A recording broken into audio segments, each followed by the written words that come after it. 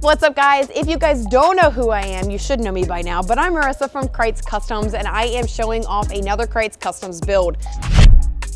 This one's gonna be a 2016 Ford F-150, and we're gonna take a look at the specs of what we added. So, starting off first, we did a 6-inch rough country suspension lift. We wanted to get those bigger wheels and tires on there, so adding that 6 inches allows us to do that. So our lift is gonna feature the strut extensions, the spacers that go above the coil springs, and then they also have the premium M3 shocks. Now, if you're interested in doing a build like this, you guys have different options that Rough Country offers. So you can upgrade your shocks, you can upgrade the coilovers, you can also upgrade your struts, anything. So if you guys are interested, make sure you reach out and give us a call and we can help you with that.